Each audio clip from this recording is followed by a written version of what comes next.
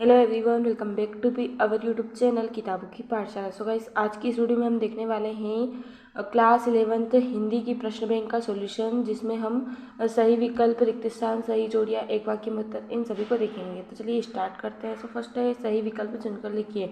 इसमें फर्स्ट है कबीर को वाणी का डिटेक्टर किसने कहा। तो इसका राइट आंसर रहेगा हजारी प्रसाद द्विवेदी। फिर सेकेंड है प्रकृति के चितेरे कवि है। तो इसका राइट आंसर रहेगा सुमित्रा नंदन पंत। फिर नेक्स्ट है हमारा मीराबाई की मूल भाषा राजस्थानी पर कौन सी भाषा का प्रभाव दिखाई देता है। तो इसका राइट आंसर रहेगा ब्रज। नेक्स्ट है वे आंखें कविता का मूल स्वर है। तो इसका राइट आंसर रहेगा प्रगतिवादी। फिर नेक्स्ट है कविता का गांधी कहे जाते हैं। तो इसका राइट आंसर रहेगा भवानी प्रसाद मिश्र ने कविता के लिए चित्र भाषा संबंधित विचार प्रस्तुत किए। तो इसका राइट आंसर रहेगा पल्लव। फिर नेक्स्ट है वह तुम्हारा मन समझकर और अपनाकर समझकर घर की याद कविता की आप तुम्हारा शब्द के लिए आया है। तो इसका राइट आंसर रहेगा पिता के लिए। फिर नेक्स्ट है दुष्यंत कुमार त्यागी की रचना एक कंठ विस्पाई किस विधा की रचना है। तो इसका राइट आंसर रहेगा गोतीन नाट्य। फिर नेक्स्ट है निर्मला पुतुल मूलतः किस भाषा की कवियत्री है। तो इसका राइट आंसर रहेगा संथाली। नेक्स्ट है छाड़ी दई कुल की कहानी का कहिए करिए कोई रेखांकित शब्द से क्या तात्पर्य है। तो यहाँ पर राइट आंसर रहेगा मर्यादा। फिर नेक्स्ट है निम्नलिखित में से कौन सा एक खंड बीजक का नहीं है। तो इसका राइट आंसर रहेगा पद। फिर नेक्स्ट है जिस प्रकार आत्मा के मुक्तावस्था ज्ञान दशा कहलाती है उसी प्रकार हृदय की मुक्तावस्था कहलाती है। उपरोक्त कथन किसका है। तो इसका राइट आंसर रहेगा रामचंद्र शुक्ल। फिर नेक्स्ट आता है हमारे रिक्त स्थानों की पूर्ति कीजिए, एक शब्द चुनकर लिखिए। तो फर्स्ट है कबीर की एकमात्र रचना रिक्त स्थान है जो 3 भागों शाखी सबद रमैनी में विभक्त है। तो इसका आंसर रहेगा बीजक। बीजक इज राइट आंसर। फिर नेक्स्ट है कबीर के अनुसार परमात्मा रिक्त स्थान है। तो यहाँ पर राइट आंसर रहेगा एक। फिर नेक्स्ट है मीरा के गुरु रिक्त स्थान थे। तो यहाँ पर राइट आंसर रहेगा रेदार। फिर नेक्स्ट है आरोह में संकलित मीरा के पद रिक्त स्थान से लिए गए हैं। तो इसका राइट आंसर मीरा मुक्तावली। फिर नेक्स्ट है फिफ्थ हिंदी कविता में प्रकृति को पहली बार प्रमुख विषय बनाने का श्रेय रिक्त स्थान को दिया जाता है। तो इसका आंसर रहेगा आंसर है इसका पंत। फिर नेक्स्ट है सुमित्रा नंदन पंत अरिंद के रिक्त स्थान से प्रभावित थे। तो इसका राइट आंसर रहेगा मानववाद। फिर नेक्स्ट है वे आंखें कविता में रिक्त स्थान की मार्मिक व्यथा का चित्रण हुआ है। तो इसका राइट आंसर रहेगा किसान। फिर नेक्स्ट देख लेते हैं। सो नेक्स्ट है भवानी प्रसाद मिश्र रिक्त स्थान से प्रभावित हैं। तो इसका राइट आंसर रहेगा गांधीवाद। फिर नेक्स्ट है सहजलय के कवि रिक्त स्थान है। तो इसका राइट आंसर रहेगा भवानी प्रसाद मिश्र। फिर नेक्स्ट है साये में धूप दुष्यंत कुमार का रिक्त स्थान संग्रह है। तो इसका राइट आंसर रहेगा गजल संग्रह। फिर नेक्स्ट है नगाड़े की तरह बजते हैं शब्द रिक्त स्थान की रचना है। तो इसका राइट आंसर रहेगा निर्मला पुतुल। फिर नेक्स्ट है घर की याद कविता में कवि के पिता रिक्त स्थान का पाठ करते हैं। तो इसका राइट आंसर रहेगा गीता। फिर नेक्स्ट है सतपुड़ा के घने जंगल रिक्त स्थान की कविता है। तो इसका राइट आंसर रहेगा भवानी प्रसाद मिश्र। फिर नेक्स्ट है सत्य असत्य लिखिए। तो इसमें फर्स्ट है मीराबाई की भक्ति दाम्पत्य भाव की है। तो यह रहेगा सत्य। फिर नेक्स्ट है कबीर ब्रज भाषा के कवि है। तो ये असत्य है। फिर नेक्स्ट है हमारा कबीर ने बाहरी आडंबरों का विरोध किया है। तो ये भी सत्य है। फिर है मीरा की मूल भाषा राजस्थानी पर अवधी भाषा का प्रभाव है। तो यह है असत्य है।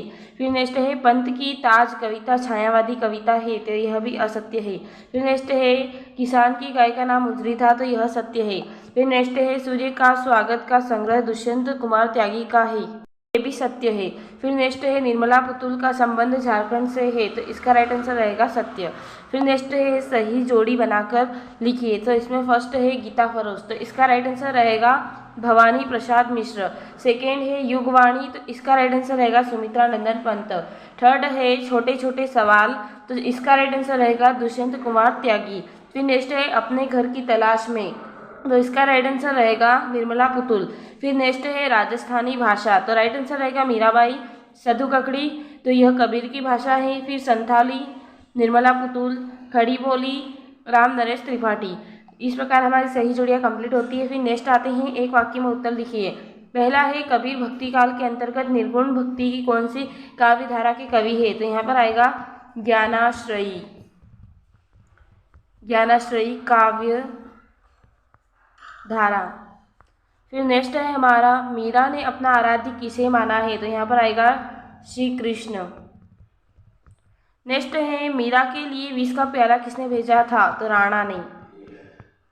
फिर नेक्स्ट है राम नरेश त्रिपाठी किस युग के कवि हैं? तो इसका राइट आंसर रहेगा पूर्व छायावादी। पूर्व छायावादी।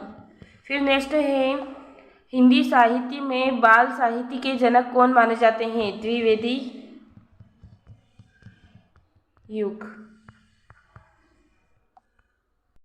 नेक्स्ट है वानर नामक बाल पत्रिका का संपादन किसने किया? तो इसका राइट आंसर रहेगा राम नरेश त्रिपाठी। फिर नेक्स्ट है हमारा प्रकृति का मानवीकरण कौन से वाद की प्रमुख विशेषता है? तो इसका राइट आंसर रहेगा छायावाद। फिर नेक्स्ट है मिलन खंड काव्य के रचयिता कौन है? तो इसका राइट आंसर रहेगा राम नरेश त्रिपाठी। फिर नेक्स्ट है घर की याद कविता में कौन किसको याद कर रहा है? तो इसका राइट आंसर रहेगा एक पुत्र अपने परिवार, एक पुत्र अपने परिवार को। फिर नेक्स्ट है मीरा की प्रेम रूपी बेल में कौन सा फल आया है? तो आनंद रूपी फल आया है। फिर नेक्स्ट आते हैं हमारे निम्नलिखित प्रश्नों के उत्तर 30-30 शब्दों में लिखिए। तो फर्स्ट है भक्तिकाल के दो कवि तथा उनकी एक एक रचना का नाम लिखिए। तो चलिए इसका आंसर हम देख लेते हैं। आंसर है हमारा, आंसर आप स्क्रीन पर देख सकते हैं। भक्तिकाल के दो कवि तथा उनकी एक एक रचना। पहला है सूरदास जिनकी रचना है सूरसागर। सेकेंड है मीराबाई जिनकी रचना है नरसिंह जी का मायरा। फिर नेक्स्ट क्वेश्चन है रीतिकालीन दो कवि तथा उनकी एक एक रचना का नाम लिखिए। तो चलिए इसका आंसर हम देख लेते हैं। आंसर है हमारा, तो आंसर आप स्क्रीन पर देख सकते हैं। रीतिकाल के दो कवि तथा उनकी एक एक रचना। पहला है बिहारी जिनकी रचना है बिहारी सतसई। सेकेंड है केशवदास जिनकी रचना है रामचंद्रिका। फिर हमारा नेक्स्ट क्वेश्चन है हमारा भारतेंदु युग के किन्हीं दो कवियों तथा उनकी रचना का नाम बताइए। इसलिए इसका आंसर हम देख लेते हैं। इसका आंसर है हमारा, आंसर आप स्क्रीन पर देख सकते हैं। भारतेंदु युग के दो कवि तथा उनके नाम तथा उनकी रचनाएं। तो पहला है भारतेंदु हरिश्चंद्र जिनकी रचना है प्रेम सरोवर। सेकेंड है राधा कृष्ण दास जिनकी रचना है देश दशा। फिर हमारा नेक्स्ट क्वेश्चन है हमारा द्विवेदी युगीन दो कवियों तथा उनकी रचनाओं के नाम बताइए। तो चलिए इसका आंसर हम देख लेते हैं। तो आंसर है हमारा, आंसर आप स्क्रीन पर देख सकते हैं। द्विवेदी युगीन दो कवियों के नाम व उनकी रचनाएं। पहला है मैथिली शरण गुप्त जिनकी रचना है रंग में भंग और यशोधरा। इनमें है महावीर प्रसाद द्विवेदी जिनकी रचना है सुमन और सेकेंड है कविता कलम। फिर हमारा नेक्स्ट क्वेश्चन है हमारा छायावाद के दो कवि तथा उनकी एक एक रचना का नाम लिखिए। तो इसलिए इसका आंसर हम देख लेते हैं। तो आंसर है हमारा, आंसर आप स्क्रीन पर देख सकते हैं। छायावाद के दो कवि तथा उनकी एक एक रचना। पहले हैं जयशंकर प्रसाद जिन्हें छायावाद का प्रवर्तक भी कहते हैं। तो इनकी रचना है झरना। सेकेंड है सूर्यकांत त्रिपाठी निराला जिनकी रचना है तुलसीदास। फिर हमारा नेक्स्ट क्वेश्चन है हमारा प्रगतिवाद के दो कवि तथा उनकी एक एक रचना का नाम बताइए। तो चलिए इसका आंसर हम देख लेते हैं। तो आंसर है हमारा, तो आंसर आप स्क्रीन पर देख सकते हैं। प्रगतिवाद के दो कवि तथा उनकी एक एक रचना। पहले हैं केदारनाथ अग्रवाल जिनकी रचना है युग की गंगा। सेकेंड है शिव मंगल से सुमन जिनकी रचना है जीवन के गान। फिर हमारा नेक्स्ट क्वेश्चन है हमारा प्रयोगवाद के दो कवि तथा उनकी रचना बताइए। तो चलिए इसका आंसर हम देख लेते हैं। तो आंसर है, आप स्क्रीन पर देख सकते हैं। प्रयोगवाद के दो कवि तथा उनकी रचना। पहले हैं गजानन माधव मुक्तिबोध जिनकी रचना है चांद का मुंह टेढ़ा है।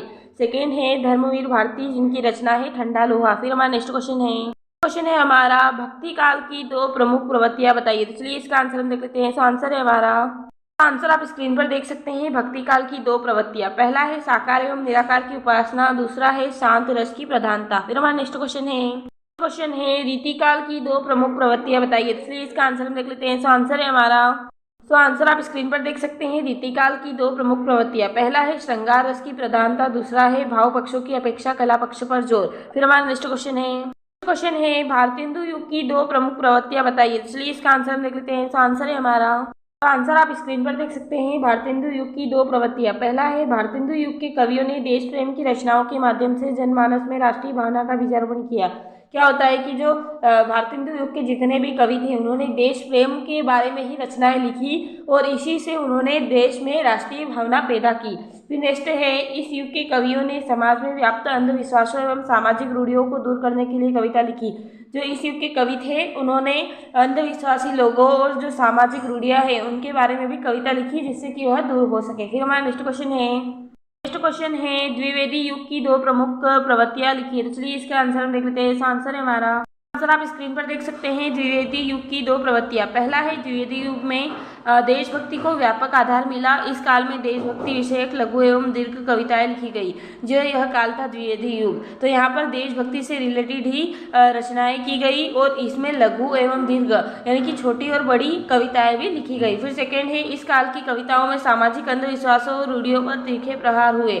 जो इस काल में कवि थे अंधविश्वासी लोग, सामाजिक रूढ़ियाँ, उन पर खास ध्यान दिया गया। फिर हमारा नेक्स्ट क्वेश्चन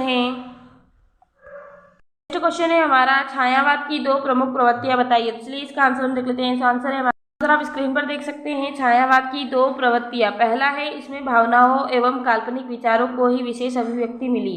सेकेंड है, सौंदर्य, प्रेम और श्रृंगार इस काव्य की प्रमुख विषय रहे। फिर हमारा नेक्स्ट क्वेश्चन है हमारा, प्रगतिवाद की 2 प्रमुख प्रवृत्तियां बताइए। तो चलिए इसका आंसर हम देख लेते हैं। आंसर है हमारा, आंसर आप स्क्रीन पर देख सकते हैं। प्रगतिवाद की 2 प्रमुख विशेषताएं। पहला है, इस काल के कवियों ने ईश्वर के प्रति अनास्था का भाव व्यक्त किया।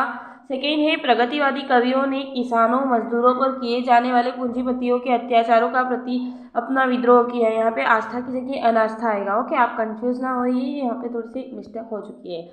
फिर हमारा नेक्स्ट क्वेश्चन है हमारा, प्रयोगवाद की 2 प्रमुख प्रवृत्तियां बताइए। चलिए इसका आंसर हम देख लेते हैं। आंसर है हमारा, आंसर आप स्क्रीन पर देख सकते हैं। प्रयोगवाद की 2 प्रमुख विशेषताएं। पहला है, प्रयोगवादी कवियों ने अपनी कविताओं के लिए मुक्त छंदों का चयन किया, यानी कि जितनी भी कविताएं प्रयोगवाद युग में लिखी गई वह मुक्त छंदों के रूप में लिखी गई। फिर सेकेंड है, इन्होंने प्रेम भावनाओं का अत्यंत खुला चित्रण किया।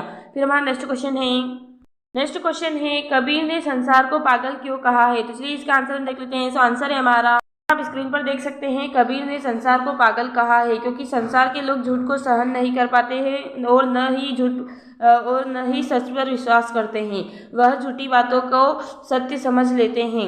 यहाँ क्या होता है कि जो संसार के लोग होते हैं वो सच को तो सहन करते ही नहीं है, साथ में उस पर विश्वास भी नहीं करते हैं और जो झूठी बातें होती है उसको सत्य मान लेते हैं और उसी पर विश्वास करते हैं। इसलिए कबीर जी ने उन्हें पागल कहा है। फिर हमारा नेक्स्ट क्वेश्चन है हमारा, मानव शरीर का निर्माण किन 5 तत्वों से हुआ है। तो चलिए इसका आंसर हम देख लेते हैं। तो आंसर आप स्क्रीन पर देख सकते हैं। मानव शरीर का निर्माण अग्नि, वायु, जल, भूमि तथा आकाश, इन 5 तत्वों से हुआ है। अग्नि, वायु, जल और आकाश, यही 5 तत्व है जिससे मानव शरीर का निर्माण हुआ है। फिर हमारा नेक्स्ट क्वेश्चन है हमारा, मीरा कृष्ण की उपासना किस रूप में करती है, वह रूप कैसा है। तो चलिए इसका आंसर हम देख लेते हैं। तो आंसर है हमारा, आप स्क्रीन पर देख सकते हैं। मीरा कृष्ण को अपना सर्वस्व मानती है, वे स्वयं को उनकी दासी भी बताती है और कृष्ण की उपासना एक समर्पित पत्नी के रूप में करती है। मीरा के प्रभु सिर पर मोर मुकुट धारण करने वाले, मन को मोहने वाले रूपवान है। क्या होता है कि जो मीरा जो कृष्ण है उसको अपना सब कुछ मान लेती है और वह उनको स्वयं की दासी भी बताती है, यानी कृष्ण की दासी मीरा को बताती है। फिर है, कृष्ण की उपासना एक समर्पित पत्नी के रूप में करती है, जो भी होता है वो समर्पण कर देती है। फिर है, मीरा के प्रभु जो श्री कृष्ण है वो सर पर मोर मुकुट धारण करते हैं और उनका जो मुंह है वो मन को मोहने वाला है। फिर हमारा नेक्स्ट क्वेश्चन है, पथिक कविता में कवि का मन कहाँ विचरना चाहता है। तो चलिए इसका आंसर हम देख लेते हैं। आंसर है हमारा, आंसर आप स्क्रीन पर देख सकते हैं। कविता में पथिक का मन बादलों पर बैठकर नीले गगन में विचरना चाहता है, वह लहरों पर बैठकर विशाल सागर में भी विचरना चाहता है। तो जो पथिक है उसका मन 2 जगहों पर विचरना चाहता है, एक तो बादलों पर, दूसरा है विशाल सागर में विचरना चाहता है। फिर हमारा नेक्स्ट क्वेश्चन है हमारा, किसान ने बैलों की जोड़ी की कुर्की किसने और क्यों करवा दी। तो चलिए इसका आंसर हम देख लेते हैं। तो आंसर है हमारा, सर आप स्क्रीन पर देख सकते हैं। किसान ने बैलों की जोड़ी की कुर्की महाजन ने कराई क्योंकि किसी किसान महाजन का कर्ज नहीं चुका पाया था। अपने कर्ज की वसूली के लिए उसने किसान का घर और बैलों की जोड़ी नीलाम करवा दी। जो किसान था उसकी बैलों की जोड़ी थी वो महाजन ने बिकवाई थी और जो किसान था वह जो महाजन थे उनका कर्जदार था और उसी की वसूली के लिए, कर्ज की वसूली के लिए ही उस महाजन ने किसान का घर तथा उसके बैलों की जोड़ी दोनों ही बिकवा दी। फिर हमारा नेक्स्ट क्वेश्चन है, नेक्स्ट क्वेश्चन है हमारा, आओ मिलकर बचाए कविता में कवियत्री और बच्चे बड़ों के लिए क्या बचाना चाहती है। तो चलिए इसका आंसर हम देख लेते हैं। तो आंसर है हमारा, सर आप स्क्रीन पर देख सकते हैं, कवियत्री कहती है कि हम सभी मिलकर अपनी सामूहिक बस्तियों को शहरों की दूषित दुष्प्रभाव से बचाने का प्रयत्न करते हैं। जो शहरों से आने वाले दुष्प्रभाव है उससे गांवों को बचाने का प्रयत्न करने को कवियत्री कहती है। फिर इस प्रकार हमारे सभी क्वेश्चंस कवर होते हैं और क्वेश्चंस के लिए आप इस चैनल को सब्सक्राइब कर लीजिए, लाइक कीजिएगा एंड शेयर कीजिएगा। धन्यवाद।